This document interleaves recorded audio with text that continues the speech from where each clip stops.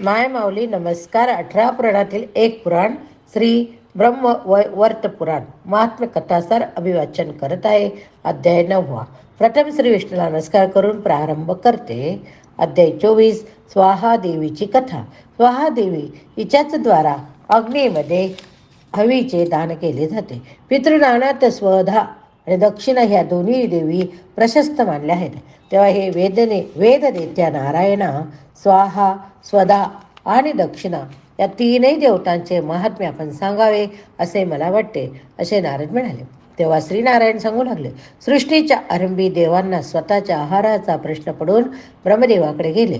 तेथे त्यांनी स्वतःचा प्रश्न ब्रह्मसभेत सांगितला. तेव्हा ते म्हणाले की भगवान हरी एका अंशाने यज्ञरूप आहे. यज्ञामध्ये ब्रह्मदेवाने जे जे हवीचे दान दिले ते त्यांच्यासाठी दिले. तसेच त्यांच्याप्रमाणे देवापर्यंत हे हवीरभाग पोहोचवत नाहीत. मानव देखील जे जे यज्ञ करतात त्यात देवांसाठी हवीरभाग अर्पण करतात, परंतु अर्पण केलेले हवीरभाग देवापर्यंत पोहोचत नाही. त्यामुळे सर्व देव दुःखी कष्टी झालेले आहेत.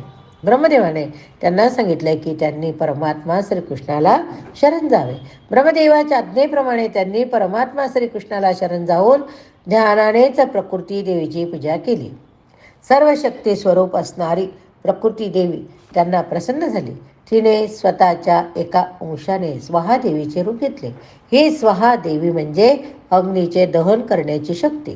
ती देवी ग्रीष्म काळातील दुपारच्या सूर्याच्या दाहकतेला मागे सारणारी होती. ती अत्यंत सुंदर, रम्य, मनोहर रूप असलेली, किंचित हास्य असलेली, प्रसन्न मुख, भक्तांना दिलासा देणारे असे, कारण ती भक्तांवर कृपा करण्यास तत्पर. ती ब्रह्मदेवाला म्हणाली, मला आज्ञा करा. ब्रह्मदेव तिला म्हणाले, हे देवी, आपण अग्नीची शक्ती आहात, म्हणजेच आपल्यामुळेच अग्नी त्यात पडणाऱ्या गोष्टीचे दहन करतो. आपण भवदेवाची भक्ती पत्नी आहात. आपल्याखेरीज अग्नी निष्कर्म होय. कोणत्याही मंत्राच्या खेरीज तुझ्या नावाचा उच्चार करून मगच अग्नीत टाकलेली वस्तू ही देवापर्यंत पोहोचेल. त्यापासून देवांना बल मिळेल, देवांना आनंद मिळेल. हे देवी, तू निरंतर अग्रणी राशील असेल. स्वाहा त्यावर किंचितच्या विषादाने म्हणाली, हे ब्रह्मदेवा, खरे तर माझ्या मनात असे आहे की श्रीकृष्णाचे भजन करावे. बाकी सर्व काही म्हणजे स्वप्नाप्रमाणे भ्रम होय. इतके बोलून ती तपश्चर्या करायला गेली. दीर्घकाळ तप केल्यानंतर तिला श्रीकृष्ण परमात्मा प्रसन्न झाला. त्याचे रमणीय रूप पाहून तिला त्याच्याशी विवाह करण्याची इच्छा झाली. इतके की कामातूर होऊन ती बेशुद्ध झाली. तेव्हा तिची समजूत घालून श्रीकृष्ण म्हणाले, एकांते, मी जेव्हा वराहाचा अवतार घेईन तेव्हा तू माझी पत्नी होशील. तू नाग्न जाती या नावाने जेव्हा नग्न जिताच्या घरी जन्मशील तेव्हा आता तू अग्नीची दाहिका शक्ती हो. परमेश्वराने असे समजवल्यानंतर ती देवी कबूल झाली. तेव्हा ते परमेश्वर अदृश्य झाले. मग ब्रह्मदेवाच्या आज्ञेने तेथे अग्नी आला. सामवेदात सांगितलेल्या ध्यानाप्रमाणे त्याने त्या जगदंबेचे ध्यान केले, पूजन केले. तेव्हा ती स्वाहा देवी त्याच्यावर प्रसन्न झाली. नंतर मंत्रविधीने अग्नीने तिचे पाणी ग्रहण केले. हुताशन अग्नीपासून तिला दक्षिणाग्नी, गार्ह, पत्यागी अग्नी आणि हवनी या अग्नी हे तेजस्वी पुत्र झाले. या विवाहापासून पुढे स्वाहा असा शेवट असणाऱ्या मंत्राने सगळे मानव यज्ञात हवीचे बळी देत स्वाहा देवीमुळे ते योग्य त्या देवापर्यंत पोचू लागले. त्यामुळे ते यज्ञ करणाऱ्यांची कर्म देखील सफल होऊ लागली. ओम ह्रीं श्री वैनिजायाय स्वहोपेत्य नेदघ या मंत्राने जो मनुष्य स्वाहा देवीची पूजा करतो त्या मनुष्याला सर्व प्रकारचे अभिष्ट होते. कोणता मंत्र? ओम ह्रीं श्रीं वैनिजायाय स्वाहेत्य नेनय नेनघ. अध्याय 25. स्वधा देवीची कथा. श्रीनारायण सांगू लागले, हे नारदा, आता स्वधेची उपाख्यान ऐक. हे अतिशय उत्तम आख्यान असून ते पितरांची तृप्ती घडून आणते आणि श्राद्धाची फले वाढवते.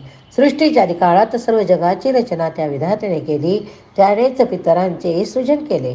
ते पितर 7 होते. त्यांच्यापैकी 4 मूर्तिमान होते, 3 तेजरूप होते. त्या 7 पितरांना पाहून विधात्याने श्राद्धरूपी आहाराचे साधन त्यांच्यासाठी निर्माण केले. हे तर्पण श्राद्ध रोज प्रत्येकाने करावीत असे नियम मानवाला घालून दिले. ते सगळे पितृगण एकदा भुकेने पिळल्यामुळे अत्यंत दुःखी होऊन ब्रह्मदेवाच्या सभेत आले होते. त्यांनी ब्रह्मदेवाला स्वतःचे दुःख सांगितले. तेव्हा ब्रह्मदेवाने एका मानसकन्येची रचना केली. ही कन्या रूप यौवनाने संपन्न होती. ती विद्यावती, गुणवती, सती आणि रत्नांनी पुष्पांनी सुशोभित झालेली होती. ही कन्या परमविशुद्ध प्रकृती देवीचे अंश होती. सर्व सुलक्षणांनी युक्त असलेल्या त्या देवीचे नाव स्वधा असे होते. तिला त्या पितृगणांची पत्नी म्हणून ब्रह्मदेवाने योजले. यानंतर त्याने सर्व मानवांना उपदेश केला की पितरांसाठी जे काही अन्न अर्पण करावयाचे असेल ते मंत्र म्हणून करावे. या मंत्राच्या शेवटी स्वधा असा शब्द वापरावा. अशा प्रकारे ते दान पितरांसाठी मानव देत असतो. ते स्वधा देवीमुळे पितरांना पोहोचते. त्यावर त्यांची उपजीविका होते. दक्षिणा ही तर सर्व कर्मामध्ये अतिशय प्रशस्त मानली आहे. दक्षिणा दिल्याखेरीज कोणतेही काम पूर्ण होत नाही. जो दक्षिणा दिल्याखेरीज कोणतेही काम पूर्ण करत नाही, जो यज्ञयाग दक्षिणा न देता होईल तो निष्फळ ठरतो. म्हणून स्वधा देवीची, दक्षिणा देवीची पूजा सर्व देव, मानव, पितर यांनी केली. ते सगळे ह्या देवतांच्या प्रसादाने संतुष्ट झाले. मानवाची सर्व गुणगती पूर्ण झाली तर पितृगण स्वधा देवीमुळे परमप्रसन्न राहू लागले.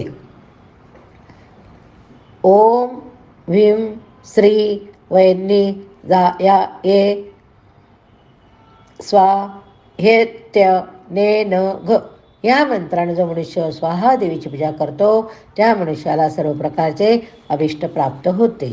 अध्याय 26 षष्ठी देवीची कथा. श्री नारायण म्हणाले, प्रकृती देवीच्या 6व्या अंशाचे तिने जो अवतार धारण केला होता तो म्हणजेच षष्ठी देवी.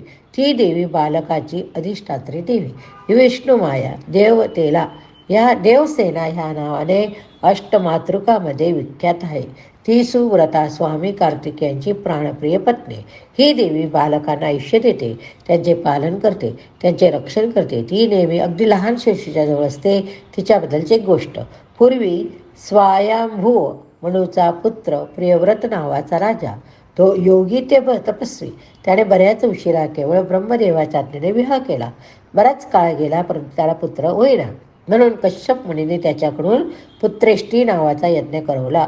त्याची मालिनी नावाची पत्नी. तिला त्या मुनींनी यज्ञातला चरू दिला. तिने तो चरू खाल्ला तेव्हा तिला ताबडतोब गर्भ राहिला. परंतु बराच काळ त्या गर्भातील बालक जन्म घेईना. अखेरीस एकदा मालिनीने एका सुंदर कुमारास जन्म दिला, परंतु तो मृत होता. ते पाहून राज्यात सर्वजण रडू लागले. मालिनी तर शोकाकुल झाली, बेहोश झाली. राजा त्या बालकाला घेऊन स्मशानात गेला. तेथे तो आपल्या छातीशी त्या बालकाला घेऊ लागला. तो काही त्या मृताला सोडेना. उलट तो राजा स्वतःच मरण्यास तयार झाला. वास्तविक तो परमज्ञानी होता, तरी देखील पुत्र शोकात त्याचे सर्व ज्ञान विसरले. एवढ्यात तेथे एक स्फटिकाचे मण्यांनी देदीप्यमान झालेली विमान आले. ते अत्यंत तेजस्वी असलेले विमान अनेक प्रकारच्या चित्रविचित्र वस्तूंनी सुशोभित केलेले होते. त्या विमानात एक अतिशय सुंदर देवी बसली होती. जेव्हा ते विमान आपल्याजवळ आले दिसले तेव्हा त्या राजाने त्या देवीची स्तुती केली. आपल्या बालकाला जमिनीवर ठेवून त्याने त्या देवीचे पूजन केले. तो म्हणाला, हे सुजगते, आपण येथे कोठून आलात? आपण कोणाची कन्या आहात? राजाचा प्रश्न ऐकून ती देवी म्हणाली, पूर्वी दैत्यांनी पीडा दिलेल्या देवांच्या सेनेची मी सेनापती. तेव्हा देवांना जय मिळाला. माझे नाव तेव्हापासून देवसेना असे पडले. मी ब्रह्मदेवाची मानसकन्या आणि ब्रह्मदेवाने मला स्कंदपत्नी केले. ती अष्टमातृकामधील एक होय. मला षष्ठी असे नाव. जो पित्रहीन असतो त्याला मी पुत्र देते. माझ्या भक्ताला मी काय पाहिजे असेल ते देते. ह्या जगातील सुख, दुःख, भय, शोक, हर्ष, संपत्ती, विपत्ती सर्व काही कर्माच्या प्रभावाने मानवाला मिळतात. इतके बोलून देवीने त्या बालकाला उचलले. स्वतःच्या दैवी लीलेने त्याला जिवंत केले. त्या बालकाला विमानात घेऊन ती आकाशात जाऊ लागली. तेव्हा घसा, टाळू, खोट कोरडे पडलेल्या त्या राजाने तिची पुन्हा स्तुती केली. राजाने केलेल्या स्तवनाने षष्ठी देवी संतुष्ट झाली.